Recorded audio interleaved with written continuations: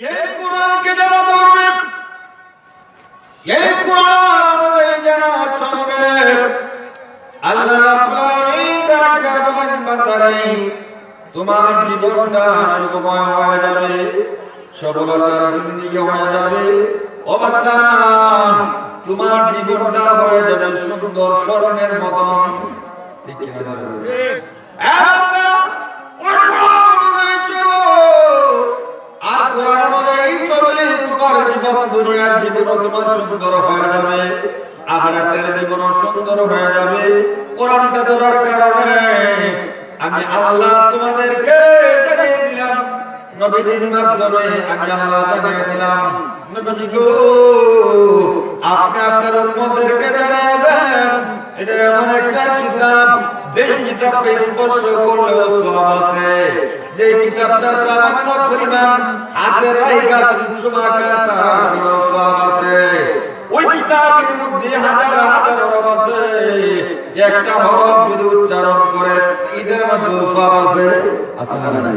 আর বলে বলুন অমরবেদে শুনুন, ওই কোরআন এমন একটা কোরআন যে কোরআনটা বান্দাদেরকে অন্ত করে দেব, যদি বান্দাদেরকে যাচাই বাছাই করিয়া আমার ওই কোরআনটা তাদেরকে আলোর পথে নিয়ে যাবে। যেরকম আল্লাহু আকবার। মানুষ আল্লাহর প্রিয় বান্দা, ঠিক না ম্যাডাম? কখন বান্দা হয়? যখন বান্দা আল্লাহর বান্দিগি করে, ঠিক না? বান্দিগি করলে বান্দা হওয়া যায়, ইবাদত করলে আবেদ হওয়া যায়। যার ইবাদত করা হয় তিনি মাবুদ, আর যিনি ইবাদত করে তিনি আবেদ। আবেদ আর মাবুদের মধ্যে পার্থক্য হলো আবেদ সব সময় আল্লাহর ইবাদতে থাকবে, আর মাবুদ যিনি তিনি ওই বান্দার রক্ষণাবেক্ষণ করবেন। ঠিক কিনা বলেন? কারণ আল্লাহর ওয়াদা হচ্ছে যে বান্দা আমি আল্লাহরে আল্লাহ মানে নিল, আমি আল্লাহরে রব মানল, আমি আল্লাহর বিধিবিধান মানল, পুঙ্খানুভাবে শরীয়তে যা আছে বিশ্বাস এবং মানার মাধ্যমে বান্দা আমি আল্লাহর কাছে সে মুমিন হয়ে গেল। সুবহানাল্লাহ। কি হয়ে গেল? মুমিন হয়ে গেল। আর ওই মুমিন বান্দার জন্য আমি আল্লাহর একটা দায়িত্ব আছে। দায়িত্বটা হলো এই মুমিন বান্দারে আমি আল্লাহ খারাপ পথে না চালাইয়া, তেরা মেরা পথে না চালাইয়া, জাহান্নামের পথে না চালাইয়া আমি আল্লাহ সরল সোজা পথ এবং জান্নাতের পথে আমি পরিচালিত করি। সুবহানাল্লাহ। আল্লাহ সোজা সরল পথ আল্লাহর কাছে চাই না আমরা? ইহদিনাস সিরাতাল মুস্তাকিম।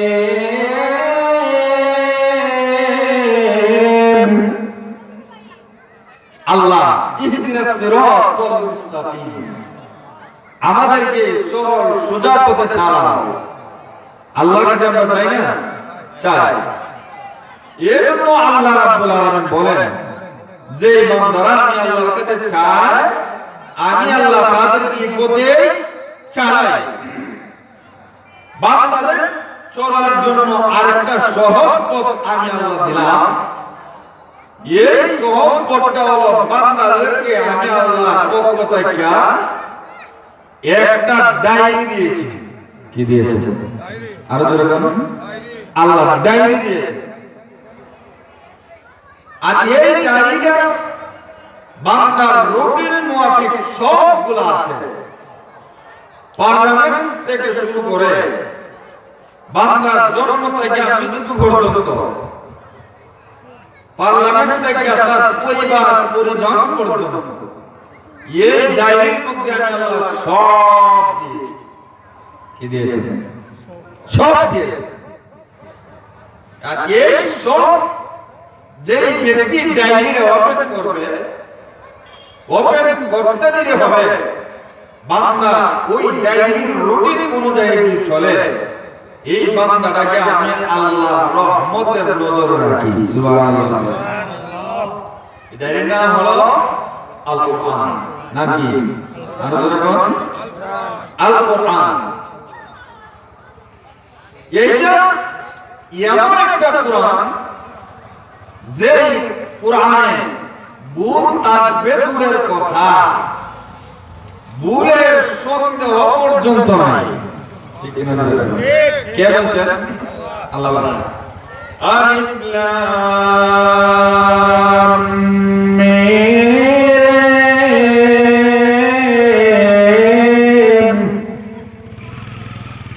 যালিকাল কিতাবু লা রাইবা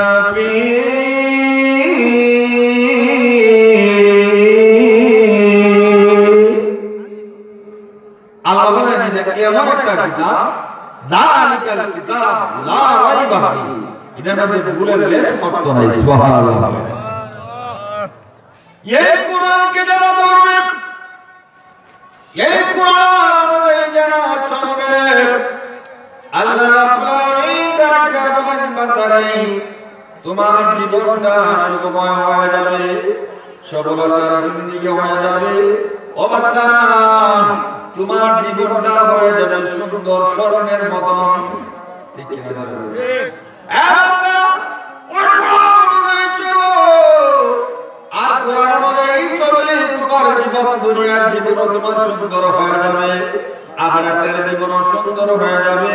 কোরআনটা ধরার কারণে আমি আল্লাহ তোমাদেরকে জানিয়ে দিলাম, নবীদের মাধ্যমে আমি আল্লাহ জানিয়ে দিলাম, নবীজি গো আপনি আপনার উম্মতদেরকে জানিয়ে দেন, এটা এমন একটা কিতাব যে কিতাবকে স্পর্শ করলেও সওয়াব আছে, যে কিতাবটা সামান্য পরিমাণ হাতে রাখা চুমাকা তার সওয়াব আছে।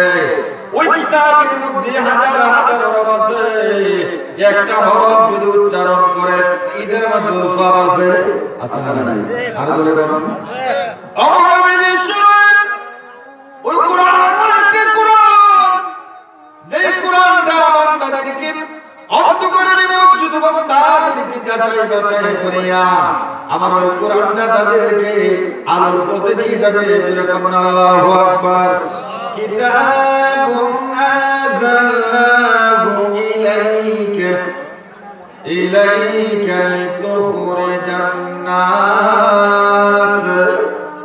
লিতুখরিজান নাস মিনাদ যুলুমাতি ইলান নূর।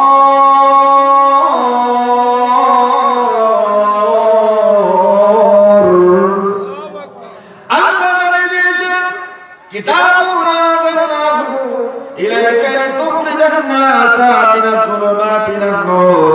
এটা এমন একটা কিতাব আমি আল্লাহ নাযিল করেছি আমার হাবিবের উপর, যে কিতাবটা লিতুখরিজান নাস মিনাজ যুলুমাতি ইলান নূর, মানুষদেরকে অন্ধকার থেকে বাছাই করিয়া অন্ধকার থেকে টানিয়া আমার কোরআনটা তাদেরকে জান্নাতের পথে নিয়ে যাবে। কোথায় নিয়ে যাবে? জান্নাতের পথে নিয়ে যাবে।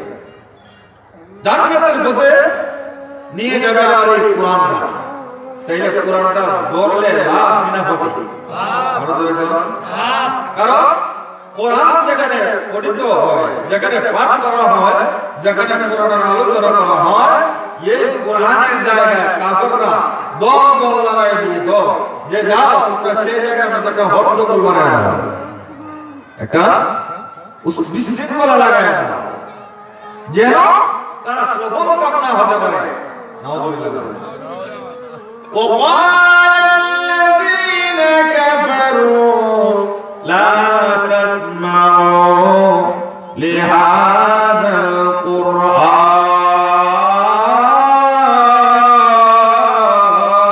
القرآن كفروا.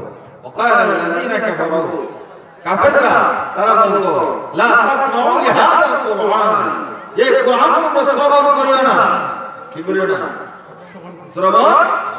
শ্রবণ করবার দূরের কথা লা তাসমু লিহাদাল কুরআন ওয়ালগাউ ফীহি লাআল্লাকুম তাত্তাকুন তাহলে লাআল্লাকুম তাগলিবুন তোমরা শ্রবণ করবে না বরং তোমরা সেই জায়গার মধ্যে যায়া একটা হট্টগোল লাগায়া দাও তাহলে তোমরা সফল হয়ে যাবে নাউযুবিল্লাহ এই কোরআনের আলোচনায় কোরআন যেখানে পাঠ করা হয় সেখানে হট্টগোল লাগায়া দেয়া মুসলমানের কাজ না কাফেরের কাজ আরো ধরে কার কথা আল্লাহর কথা আল্লাহ তো সব জানে কাফেররা কোথায় মিটিং করে কি করে ঠিক কিনা বলে এজন্য এই কোরআনটা এমন একটা কোরআন এই কোরআনে মানুষদেরকে অন্ধকার থেকে বাছাই করিয়া জান্নাতের পথে আলোর পথে নিয়ে যায় কে বলছেন আরো যেরকম কে বলছেন আল্লাহর হাবিব আহমদুল আলামিন ডাক দেবেন উম্মতরে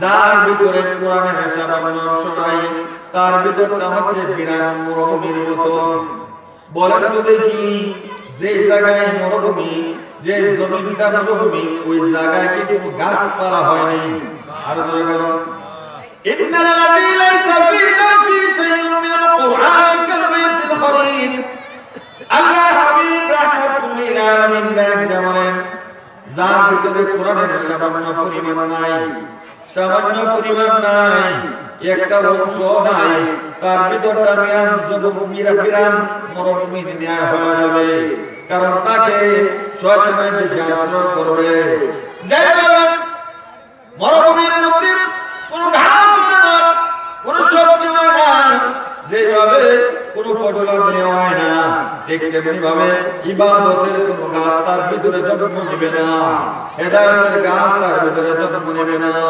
হেদায়েত নামক নূর তার ভিতরে জন্ম নেবে না কারণ হলো তার ভিতরে কোরআনের সামান্য পরিমাণ নাই ঠিক কিনা জোরে কোন যার ভিতরে কোরআনের সামান্য পরিমাণ রয়েছে যার ভিতরে কোরআনের সামান্য পরিমাণ থাকবে আল্লাহ হাবিব রাহমাতুল্লাহ আলাইহি ডাক বলেন ওই বান্দাকে কোরআন একদিন না একদিন ওই বান্দাকে অন্ধকার পথ থেকে আল্লাহ রাব্বুল আলামিন জাহান্নামের পথ থেকে জান্নাতের পথে চালিয়ে দেবে কেন তার ভিতরে কোরআন সামান্য আছে ঠিক না কোরআনের ভিতরে মহব্বত থাকার কারণে কোরআন থেকে মুক্তি ধারণ করার কারণে কোরআনকে মহব্বত করার কারণে আল্লাহ রাব্বুল আলামিন একদিন না একদিন মাফ দিয়ে দেবেন এবং কি দুনিয়ার জগতেও আল্লাহ রাব্বুল আলামিন তাকে সম্মানিত করে দিবেন যদি ও বান্দা না বেফায়দা চলতো যদি ও বান্দা না অবুঝপন্থা চলতো তার ভিতরে নামাজ নাই কোনো কিছু নাই একদিন না একদিন কোরআনকে মহব্বত করার কারণে মহান আল্লাহ তাকে হেদায়েত দান করে দিবেন ঠিক কিনা এজন্য কোরআন পাঠ করতে হবে আল্লাহ রাব্বুল আলামিন আজ্ঞা করেন উতলু মা উহিয়া ইলাইকা মিনাল কিতাব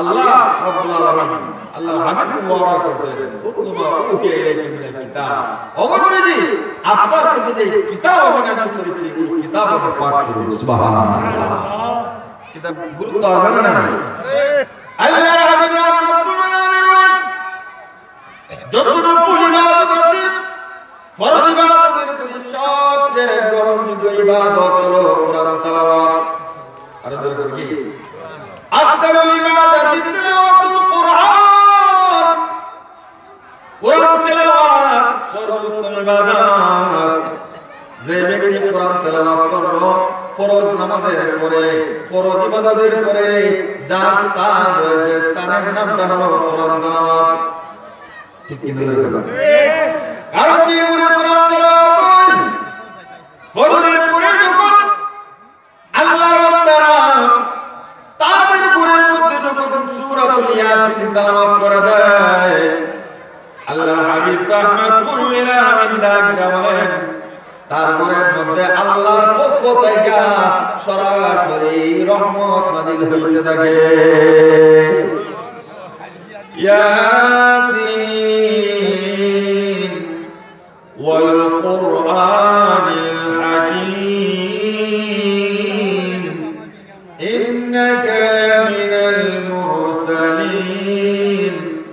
على صراط مستقيم